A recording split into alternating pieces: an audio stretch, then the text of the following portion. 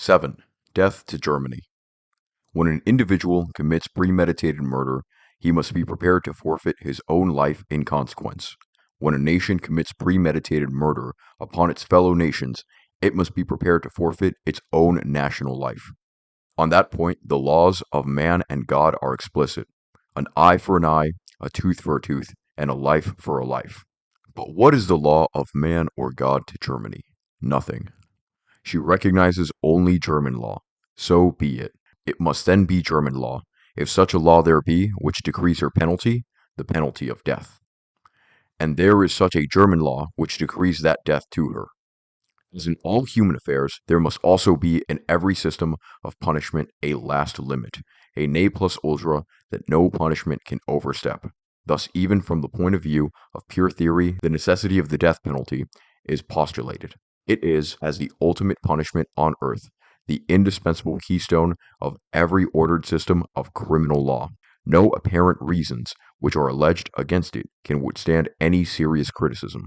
The state, which has the right to sacrifice for its own protection the flower of its youth, is to feel so nice a regard for the life of a murderer? We much rather allow to the state the right to make away with men who are undoubtedly injurious to the common weal. That the powers that be must bear the sword is an expression which runs deep in the blood of the honest man. If this truth is to be banished out of the world, great wrong is done to the simple moral feeling of the people. The ultimate problems of the moral life are to be solved in the domain of the principle, not of the theoretical reason. The conscience of every earnest man demands that blood be atoned by blood, and the common man must simply grow doubtful of the existence of justice on earth, if this last and highest punishment is not inflicted. The state makes itself ridiculous and contemptible if it cannot finally dispose of a criminal. There must be a limit for mercy and indulgence. As for the law, a last limit at which the state says, "This is the end. Humanity is no longer possible here." It must be possible to inflict at last a punishment beyond which there is nothing, and that is the punishment of death. Heinrich von Treitschke. Let German will be done. There remains now but to determine the best way, the most practical and expeditious manner in which the ultimate penalty must be levied upon the German nation. Quite naturally, massacre and wholesale execution must be ruled out. In addition to being impractical when applied to a populace of some 70 million, such methods are inconsistent with the moral obligation and ethnical practices of civilization. There remains then but one mode of ridding the world forces of Germanism, and that is to stem the source from which issue those bloodlusted souls, by preventing the people of Germany from ever again reproducing their kind. This modern method, known to science as eugenic sterilization, is at once practical, humane, and thorough. Sterilization has become a byword of science, as the best means of ridding the human race of its misfits, the degenerate, the insane, the hereditary criminal. Sterilization is not to be confused with castration. It is a safe and simple operation, quite harmless and painless, neither mutilating nor unsexing the patient. Its effects are most often less distressing than vaccination and not more serious than a tooth extraction. 2. The operation is extremely rapid, requiring no more than 10 minutes to complete. The patient may resume his work immediately afterwards. Even in the case of the female, the operation, taking longer to perform, is as safe and simple. Performed thousands of times, no records indicate cases of complication or death. When one realizes that such health measures as vaccination and serum treatments are considered as direct benefits to the community, certainly sterilization of the German people cannot but be considered a good health measure promoted by humanity to immunize itself forever against the virus of Germanism. The population of Germany, excluding conquered and annexed territories, is about 70 million, almost equally divided between male and female. To achieve the purpose of German extinction, it would be necessary to only sterilize some 48 million, a figure which excludes, because of their limited power to procreate, males over 60 years of age and females over 45. Concerning the males subject to sterilization, the army groups, as organized units, would be the easiest and quickest to deal with. Taking 20,000 surgeons as an arbitrary number and on the assumption that each will perform a minimum of 25 operations daily, it would take no more than 1 month, at the maximum, to complete their sterilization. Naturally, the more doctors available, and many more than the 20,000 we mentioned, would be available considering all of the nations to be drawn upon, the less time would be required. The balance of the male civilian population of Germany could be treated within 3 months. Inasmuch as sterilization of women needs somewhat more time, it may be computed that the entire female population of Germany could be sterilized within a period of 3 years or less.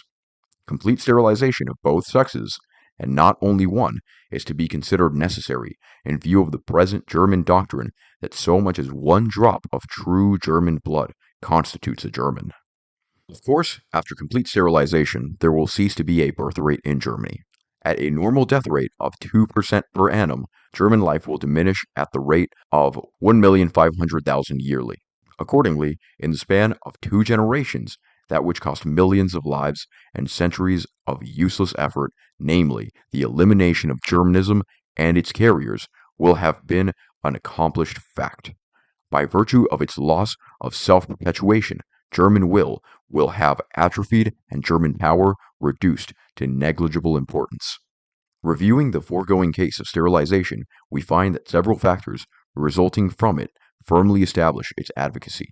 Firstly, no physical harm will be imposed upon the inhabitants of Germany through its application, a decidedly more humane treatment than they will have deserved. As a matter of fact, it is not inconceivable that after Germany's defeat, the long-suffering peoples of Europe may demand a far less humane revenge than that of mere sterilization. Secondly, execution of the plan would in no way disorganize the present population, nor would it cause any sudden mass upheavals and dislocations. The consequent gradual disappearance of the Germans from Europe will leave no more negative effects upon the continent than did the gradual disappearance of the Indians upon this. Here again a German attests to this point. Spengler's famous, quote, "A nation or an individual may die and leave no gap." End quote. A detailed program of the manner in which the outraged victims of the Germanic onslaught might make certain that Germany leaves no gap might be put hypothetically. Germany has lost its war. She sues for peace. The imperative demands of the victor people that Germany must perish forever makes it obligatory for its leaders to select mass sterilization of the Germans as the best means for wiping them out permanently. They proceed to 1. Immediately and completely disarm the German army and have all armaments removed from German territory. 2. Place all German utility and heavy industrial plants under heavy guard and replace German workers by those of Allied nationality. 3. Segregate the German army into groups, concentrate them in severely restricted areas, and summarily sterilize them. 4. Organize the civilian population, both male and female, within territorial sectors and effect their sterilization. 5.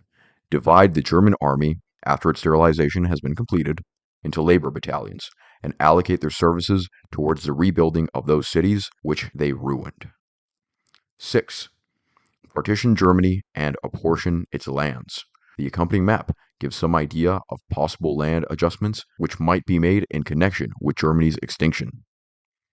7. Restrict all German civilian travel beyond established borders until all sterilization has been completed. 8. Compel the German population of the apportioned territories to learn the new language of its area, and within 1 year to cease the publication of all books, newspapers, and notices in the German language, as well as to restrict German language broadcasts and discontinue the maintenance of German language schools. 9. Make one exception to an otherwise severe, strict enforcement of total sterilization by exempting from such treatment only those Germans whose relatives, being citizens of various victor nations, assume financial responsibility for their actions. Thus into an oblivion which she would have visited upon the world exists Germany.